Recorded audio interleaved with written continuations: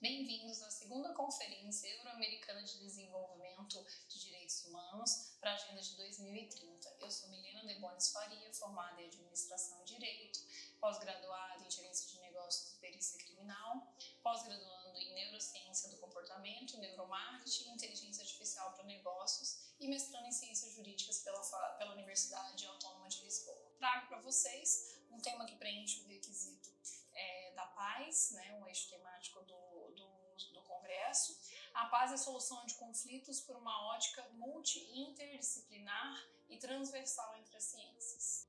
O conflito é algo inerente ao ser humano, onde vem desde os primórdios da constituição da sociedade.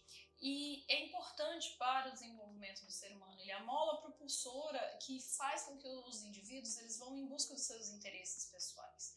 Importa que nós, no mundo atual, nós precisamos mudar alguns valores desses interesses pessoais em prol de uma sociedade.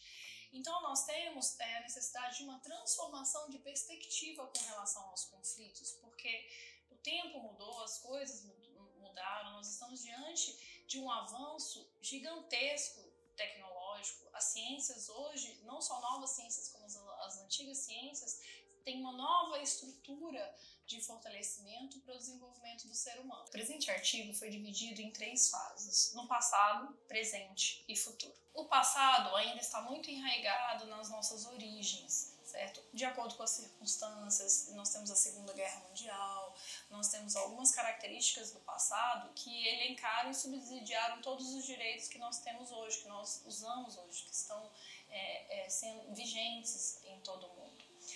No entanto, no presente, esse cenário mudou.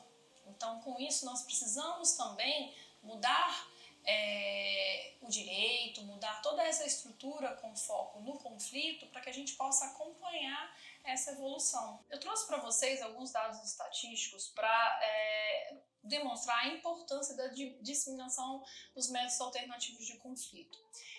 Os Estados Unidos ele está bastante na frente lá a negociação, inclusive com relação à imputabilidade penal. Então, nós temos em San Diego 95% dos casos que entram são resolvidos com mediação e conciliação antes mesmo de virar um processo judicial. No Rio de Janeiro, nós temos um número de 3,3% solucionados via mediação e conciliação. Em São Paulo, nós temos um número maior de 20,3%. Eu tenho Londres com 90% dos casos resolvidos antes de se tornar um processo judicial. Então, são números que demonstram uma série de características, tanto como países desenvolvidos estão mais acessíveis a resolver as demandas antes que se torne um processo judicial, pensando em custo-benefício, uma série de cálculos que eles fazem.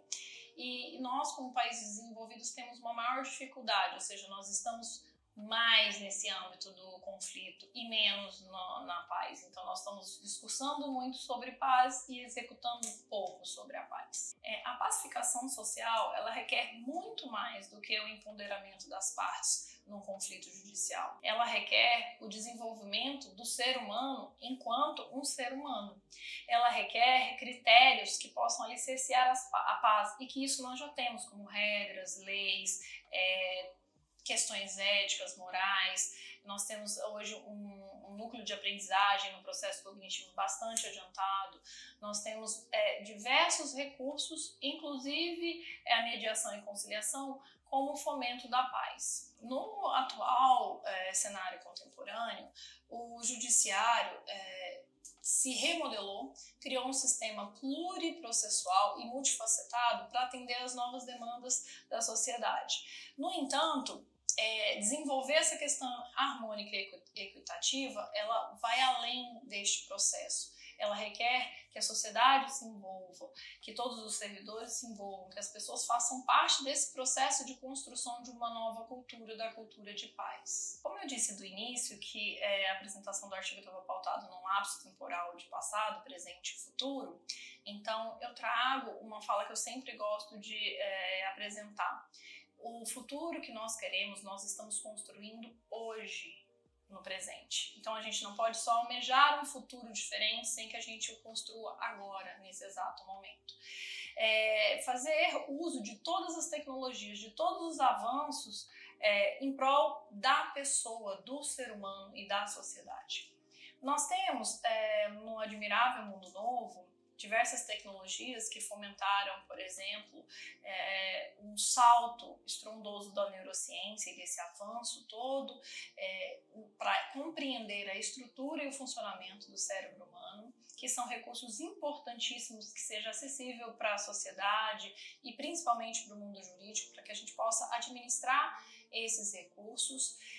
E dentro dessa descoberta, nós temos a sinapse, que é a forma como um neurônio se comunica com o outro. Dentro dessa descoberta, nós temos a neuroplasticidade. A neuroplasticidade é a capacidade que nós temos de remodelar o nosso cérebro, certo? Através de atividades neurais. Então, isso é um avanço estrondoso em termos comportamentais para a sociedade e para o ambiente jurídico. Então, não há como se falar no direito, num cenário globalizado, interconectado, com base em novas ciências, sem que não haja interface entre essas novas ciências. Dentro da neurociência, nós ainda temos o que a gente chama de epigenética. A epigenética traz para nós essa capacidade do ambiente externo alterar a expressão genética, certo? Então, isso demonstra que o ambiente é de suma importância, o ambiente externo é de suma importância para o organismo interno, ele é capaz de alterar essa expressão. Então, com as descobertas da neurociência, nós temos o neurofeedback, que tem como objeto de estudo a autorregulação da atividade cerebral. E com isso, proporciona a remodulação das emoções, das sensações ruins, certo? E, consequentemente, possibilita uma alteração no comportamento do indivíduo. Por que não usar essas novas técnicas dentro da mediação, da conciliação e do próprio judiciário? De início, o neurofeedback requer um aparelho que é o eletroencefalograma, né? Que tem a capacidade de monitorar as ondas cerebrais e daí fazer com que a pessoa faça através de jogos, de exercícios, mudando algo ruim para algo bom.